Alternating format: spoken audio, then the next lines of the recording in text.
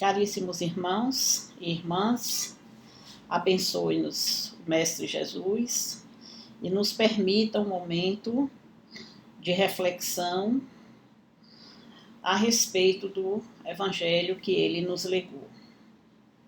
Antes, porém, elevemos o nosso pensamento,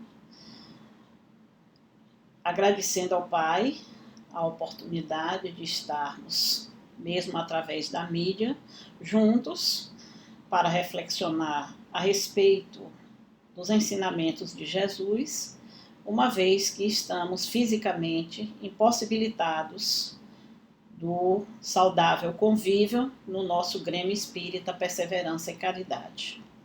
Mas nesta sexta-feira, onde os trabalhos de acolhimento fraterno da nossa irmã Cecília Caramés e demais membros do grupo continuam sendo executados, mesmo que de forma remota. Eu selecionei um texto deste livro, Filhos de Deus, de Joana de Ângeles, pela psicografia de Divaldo. E nesse texto, ele fala do perdão que devemos ter conosco mesmo. Diz Joana: a palavra evangélica adverte que se deve ser indulgente com as faltas alheias e severo em relação às próprias. Somente com uma atitude vigilante e austera no dia a dia, o homem consegue a autorrealização. Compreendendo que a existência carnal é uma experiência iluminativa, é muito natural que diversas aprendizagens ocorram através dos insucessos, que se transformam em êxitos após repetidos em face dos processos que engendram. A tolerância desse modo para com as faltas alheias não pode ser descartada no clima de convivência humana e social. Sem que te acomodes à própria fraqueza, usa também de indulgência para contigo.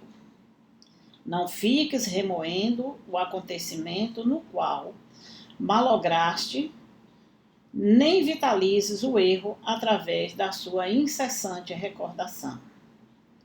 Descobrindo-te em gravame, reconsidera a situação, examinando com serenidade o que aconteceu, e regulariza a ocorrência.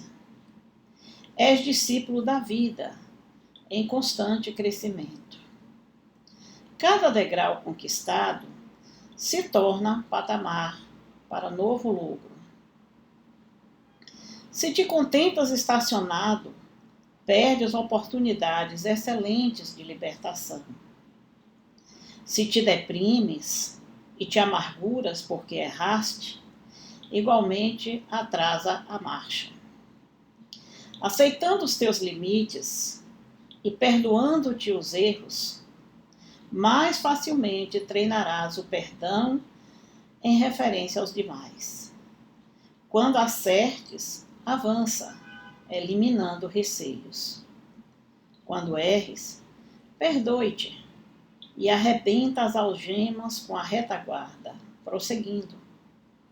O homem que ama, a si mesmo se ama, tolerando-se e estimulando-se a novos e constantes cometimentos, cada vez mais amplos e audaciosos no bem. Muito lindas essas palavras de Joana para nós e para o assunto que vamos tratar. Vamos reflexionar sobre o tema que está no capítulo 10 do Evangelho segundo o Espiritismo: perdoai para que o vosso Pai, que está no céu, vos perdoe.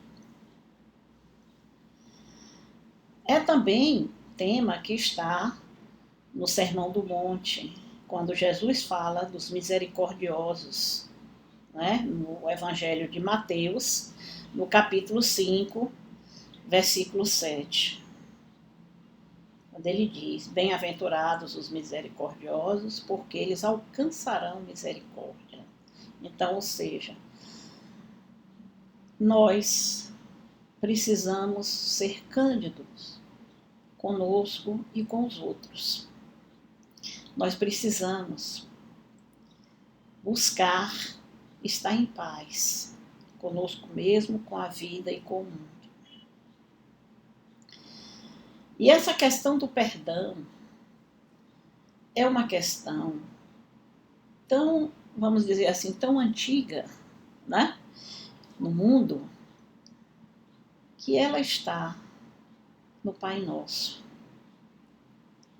Aquela oração que Jesus ensinou para os apóstolos, quando eles aflitos, quando o Mestre anunciou que estaria voltando para a sua casa, para a sua verdadeira vida, que é o mundo espiritual, o coração dos apóstolos se turbou e eles perguntaram, Mestre, quando tu fores para a casa do Pai, como devemos orar? Acostumados que estavam de ter o respaldo de Jesus ali, né? Jesus orava, meditava com eles, ensinava como era. E eles se preocuparam, como é que eles iam fazer? Então Jesus disse, quando orardes ao Pai, dizei, Pai nosso que estais nos céus, glorificado seja o vosso nome, venha a nós o vosso reino, mas seja feita a vossa vontade, aqui na terra como nos céus. O pão nosso de cada dia nos dai hoje. Perdoa as nossas ofensas, assim como nós perdoamos a quem nos tem ofendido. E não nos deixeis cair em tentação, mas livrai-nos do mal. Ora, essa última parte do Pai Nosso é a que nos interessa, porque ela vai dizer, perdoai as nossas ofensas, à medida que perdoarmos a quem nos tem ofendido. E não nos deixe cair na tentação. Livra-nos do mal. Qual é a tentação? Não nos deixe cair na tentação de revidar o mal com o mal. Na tentação de não perdoar. Olhe que nós encontramos na nossa jornada terrena inúmeras ocasiões em que aqueles que se relacionam conosco, que convivem conosco, cometem atos que vão redundar em melindres da nossa parte, em ofensa. Quantas vezes nós ficamos tempos e tempos e tempos remoendo algum fato que aconteceu onde nós nos sentimos profundamente ofendidos. E carregamos esta ofensa, carregamos esta mágoa, como se fosse assim o colesterol da alma. Uma doença que precisa ser tratada. E quantas vezes é difícil nós exercitarmos o perdão. Então, nós precisamos entender que os nossos irmãos, os seres que conosco convivem, eles são tão filhos de Deus quanto nós. Primeira coisa, merece perdão, merece respeito, da mesma forma que nós achamos que nós merecemos.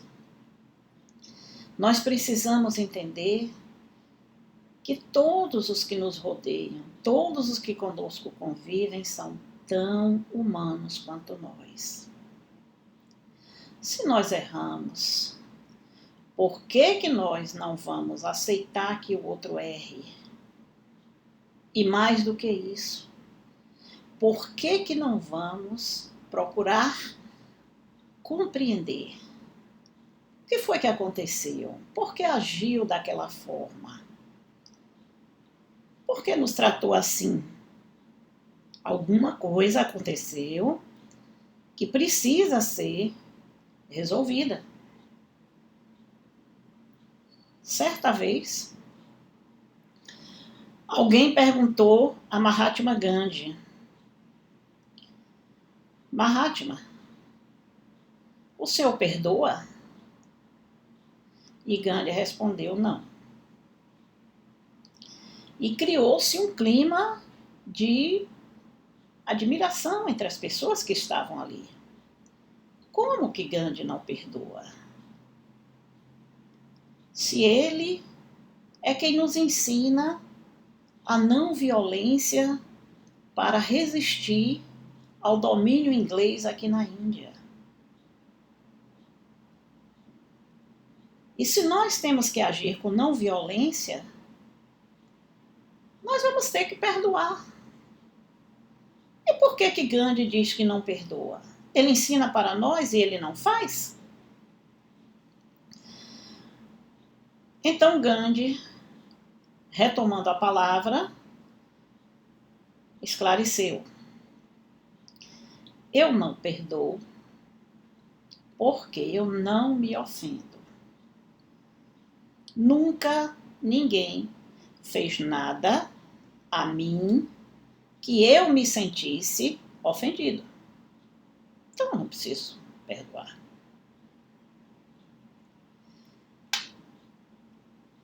Essa fala de Gandhi nos leva a reflexionar muito de que muitos problemas surgem porque em algum momento alguém pratica algum ato que nós, ao receber este ato, nós nos ofendemos, ativa o nosso sistema de defesa e de conservação, e a gente se sente profundamente magoado e vai carregar esta mágoa por anos a fios. Muitas vezes desencarnamos e levamos. E aí voltamos na reunião mediúnica para cobrar, né? Muitas vezes a gente vem procurar aquele ser que em algum momento praticou alguma coisa e vamos exercitar uma obsessão sobre aquele ser, que muitas vezes ele não vai nem entender por que isso, por que está acontecendo. Porque ele fez, muitas vezes ele não fez com intenção. É diferente daquele que faz com intenção, que mesmo assim é quem mais deve ser perdoado, né? Então, vamos parar para raciocinar, para pensar. Porque o Evangelho diz: perdoai para que Deus vos perdoe. Ora, se nós queremos o perdão de Deus, significa que nós estamos nos sentindo culpados. Daí o texto de Joana, que nós não devemos ser tão severos conosco, que nós devemos procurar nos perdoar. Se nós erramos, vamos reconhecer o nosso erro e vamos procurar acertar. Se acertamos, vamos procurar reforçar aquele comportamento de acerto. Então, se nós temos que fazer conforme Joana está nos ensinando, conforme está no Evangelho, se nós fizermos uma leitura atenta do Evangelho todo o Novo Testamento, ele está todo pautado no conceito, no sentido do perdão. Nós encontramos inúmeras passagens onde Jesus mostra em diferentes situações que nós devemos ser misericordiosos, que nós devemos perdoar e perdoar sem julgar. No episódio da mulher que ia ser apedrejada, quando ela pergunta: e tu, mestre, não vai me condenar? Ele disse: não. Se os outros não lhe condenaram, por que eu iria lhe condenar? Não falou: não. Agora você vá e não faça novamente as coisas que você anda fazendo, que deram motivo aos agressores quererem lhe apedrejar, para que coisa pior não lhe aconteça. Então veja que o mestre, ele perdoa, mas ele ensina também. A gente também precisa buscar esse aprendizado. E muitas vezes a gente tem que pensar na origem da gente precisar em algum momento nos reconciliar com alguém. É o que está lá também no Evangelho. Quando o mestre diz: se tens alguma coisa contra teu irmão, antes de ir ao templo orar, volta, reconcilia-te com teu irmão e depois volta ao templo e oferece o teu sacrifício ao Pai. Ou seja, ofereça a tua prece ao Pai. Porque se você tem o coração cheio de mágoa, se você tem o seu coração cheio de ódio contra alguém, claro, como é que você vai chegar diante de Deus? Deus vê o que vai nos corações das pessoas. Não é à toa que Ele é nosso Pai, Ele nos criou, Ele nos conhece profundamente. Deus sabe exatamente o que vai no coração de cada um de nós. Perdoar é fácil? Não, não é. É difícil. Difícil porque tem situações simples, né? Às vezes assim, uma pessoa nos diz, a gente pergunta uma coisa, a pessoa dá uma resposta que a gente chama de má resposta e a gente se ofende. Isso é simples. Mas muitas vezes alguém faz alguma coisa que nos prejudica seriamente, que nos causa problemas sérios. E olhe que muitas vezes, e na maioria das vezes, são problemas sérios materiais. Caso de um sócio que lesa o outro sócio na empresa. O caso de um chefe que prejudica um subalterno. O caso de um pai que às vezes não age corretamente com o filho e que vai trazer problemas de difícil solução. Me lembro que certa vez, vou contar rapidinho para vocês, certa vez não, ano passado, sabendo que eu trabalho com pessoas idosas, um repórter de uma emissora me procurou e me pediu para indicar algumas pessoas que pudessem dar entrevistas, depoimentos no Dia dos Pais.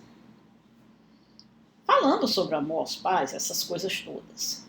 Eu disse a ele: olha, eu posso selecionar algumas pessoas para indicar para você, mas antes eu preciso conversar com essas pessoas para saber se posso indicar, porque seria falta de ética se eu indicasse sem antes procurar saber se a pessoa aceitaria a indicação. Falei com algumas pessoas, aceitaram. E falei com um amigo meu, que é uma pessoa que eu acompanho. Ele tem um pai idoso que está com câncer. Ele cuida do pai né? E dá todo apoio, todo cuidado. E é um médico. Né? Então eu achei que era uma pessoa ótima para ser indicada. Quando eu fui falar com ele, ele disse: vou lhe pedir que não me indique. Eu olhei para eles: como? Você não gostaria de falar do seu cuidado, do seu amor com seu pai? Ele disse: não. Eu disse: como não? Ele disse: porque eu faço, o cuidado que eu tenho com meu pai, eu faço por obrigação, por caridade. Eu não faço por amor, porque eu tenho mágoas do meu pai, eu não perdoei meu pai de todas as coisas que aconteceram na nossa vida, no nosso relacionamento. Eu tenho profundas mágoas do meu pai. E eu cuido dele, porque sou uma pessoa que tem uma posição na sociedade. Não ficaria bem as pessoas saberem que sou médico e que meu pai está com câncer e que eu não cuido. E também a minha consciência não me deixaria tranquilo se eu não fizesse esta caridade com ele. Imagina. E não é uma pessoa qualquer não, é espírita. E aí nós começamos a conversar. Disse: meu irmão, você lê o evangelho? Eu leio, pratico, faço evangelho no lar, discuto com minha esposa, com meus filhos. Eu disse: sim. E o que você me diz da lei de amor, justiça e caridade?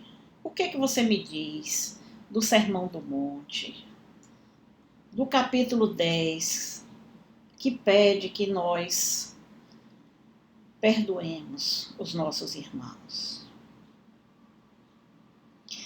Ele começou a conversar comigo e nós fomos dialogando. Chegou um momento em que ele reconheceu que tudo que o pai fez com ele era por falta de conhecimento. E que ele estava repetindo o erro, sendo muito duro, muito inflexível no julgamento ao pai dele.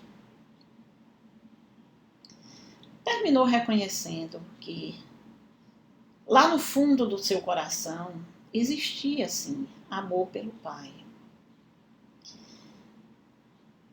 E que o que ele pensava que fosse ódio, mágoa, nada mais era do que o amor adoecido. E nesse mesmo dia, ele voltou, foi em casa, visitou o pai, teve uma longa conversa com o pai. Entenderam-se, perdoaram-se, porque o pai também tinha mágoas dele. E ele deu um depoimento lindíssimo ao jornalista. O jornalista agradeceu e eu estava com o coração pequeno, com medo, porque eu tinha medo do que ele fosse falar. Mas ele fez um depoimento muito lindo sobre o amor, sobre o perdão. E ele foi mostrar que ele, quando pequeno, ele foi uma criança cheio de vontades. O pai muito rico, a mãe também de muitas família de muitas posses, que criaram ele sem que ele conhecesse o sentimento de frustração. Tudo o que ele desejava, tudo o que ele queria, ele tinha. Ele tinha os melhores brinquedos, ele tinha as melhores viagens, as melhores coisas que os amiguinhos não tinham. E ai dos pais se não satisfizesse o desejo dele.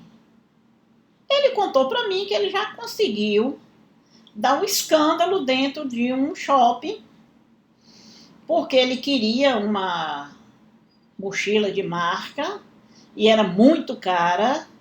E o pai ponderou que ele já tinha outra e ele disse que não, que ele queria aquela e deu uma sapateada lá no shopping e o pai deu. Então ele cresceu tendo tudo.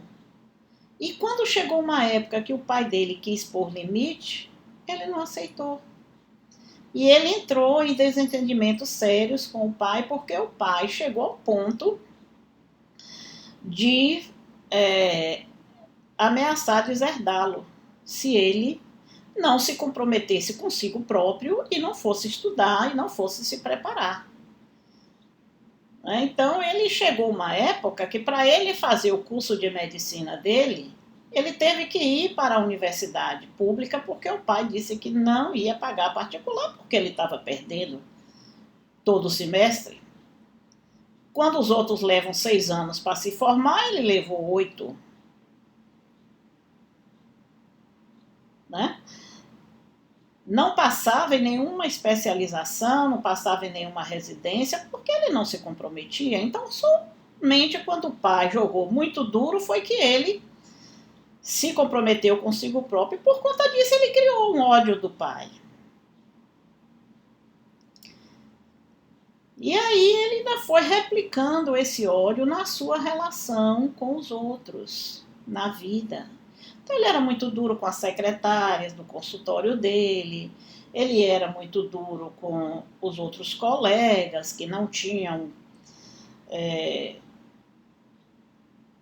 a mesma forma de agir que ele e tal. Então assim, ele estava se tornando um ser muito melindroso. Tudo ele se ofendia, tudo ele era um coitadinho, tudo ele era aquela pessoa que não era considerada pelos outros, né? Ele não admitia ser contrariado, então colecionava aí um monte de desafetos, de desavenças, em que pese ser espírita. E aí ele começou a achar assim que ele buscava na doutrina espírita um respaldo para o que ele não estava conseguindo conviver entre as pessoas. E ele levou, depois desse episódio, o ano passado inteiro, estudando, lendo, buscando conhecimentos, e foi fazer uma terapia para entender que o perdão é uma via de mão dupla. Um ofende, o outro se sente ofendido. Mas a coisa só se resolve se houver o perdão, o esclarecimento. Então tem que haver uma conversa, tem que haver um entendimento e deixar passar esta situação de dor e de mágoa para que a gente possa libertar o espírito e viver bem. Há um outro livro que eu gosto muito, Reforma Íntima Sem Martírio, do espírito Hermance Dufour, né? Sou péssima para colocar as coisas na tela. Psicografia de Vanderlei Oliveira. Nesse livro aqui, no capítulo 17, ele analisa uma pessoa, né, o porquê do melindre, o porquê a pessoa se ofende, o porquê a pessoa carrega essa mágoa, essa ofensa por anos a fio. Muitas vezes tem um sentimento de intolerância com o outro, que acha que foi o que lhe ofendeu, por anos a fio, não suporta nem a presença da pessoa. Então ele analisa isso e ele vai dizer um texto que eu vou ler aqui, que eu achei assim bastante interessante. Ele diz que ofender-nos é um impulso natural, claro. Se nós somos egoístas, se as pessoas não fazem exatamente aquilo que a gente gosta, que a gente quer, a gente tem um impulso já natural de criar uma rota de egoísmo. Então, Hermance vai dizer: Deus não nos criou um sistema de punições para os seus filhos e nos concede a todo instante o direito de perdoar. E perdoar, acima de tudo, significa aprender a aceitar a vontade sábia e justa em favor da nossa paz, na construção de dias mais plenos, em sintonia com os grandes interesses do Pai. Esse trechinho nos faz admitir que Deus é todo amor, todo misericórdia, todo perdão. E que nós, na nossa pequenez, na nossa humanidade, criados que fomos pelo Pai, para estar aqui, nós precisamos, a todos os momentos, nos autoanalisar, com isenção, sendo justos. Fizemos mal, vamos consertar o mal. Vamos pedir perdão. Fizemos bem, vamos reforçar o bem. Mas, sobretudo, se alguém fez alguma coisa em que ativou o nosso sistema de evidenciação do egoísmo, do orgulho, e nós nos sentimos ofendidos, melhor será que paremos, que verifiquemos, à luz do Evangelho, o que foi que aconteceu. Por que aquele ser agiu daquela forma conosco? Por que nos melindramos, nos ofendemos? Porque o nosso sistema de defesa foi ativado a ponto de nós levarmos esta mágoa, muitas vezes, ao túmulo.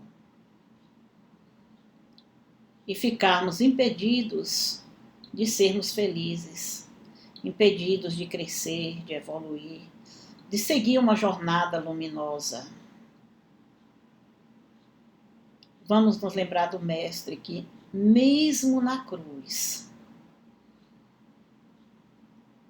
ele perdoou a todos os que estavam praticando aqueles atos contra ele. Ao dizer: Pai, perdoa-lhes, eles não sabem o que faz. Nessas palavras do Mestre, nós temos que ver que o Mestre, no seu momento derradeiro, ele nos ensina. Muitas vezes, quem nos ofende, quem nos trata mal, quem não é justo conosco, é por ignorância. É porque não sabe o que está fazendo. Precisamos entender esta mensagem do Cristo e sermos misericordiosos com os nossos irmãos, com aqueles que nos ofenderam. Porque nós só podemos esperar o perdão das nossas faltas à medida que soubermos perdoar aqueles atos que redundaram de alguma forma em alguma dor para nós. Deus não nos faz sofrer. Deus não nos criou, não nos coloca no mundo para o sofrimento, para a dor. Deus nos coloca para a evolução, para nos tornarmos espíritos puros, espíritos de luz. Mas para isso nós precisamos, sinceramente, buscar a paz no coração, e só alcançaremos a paz, conforme Joana de Ângeles nos ensina, quando sabemos exercitar o perdão na sua amplitude. Que Jesus nos abençoe e nos permita vivenciar este tempo de distanciamento social, fazendo as reflexões necessárias para que possamos nos perdoar em nossas inúmeras faltas e perdoar aos nossos irmãos. Quem sabe este momento seja um momento em que nós, através da reflexão, possamos alcançar a reconciliação com muitos dos nossos irmãos. Que Jesus nos abençoe e que nos leve a termo do distanciamento social em paz, em harmonia, com muita paz, com muita fé. Que assim seja.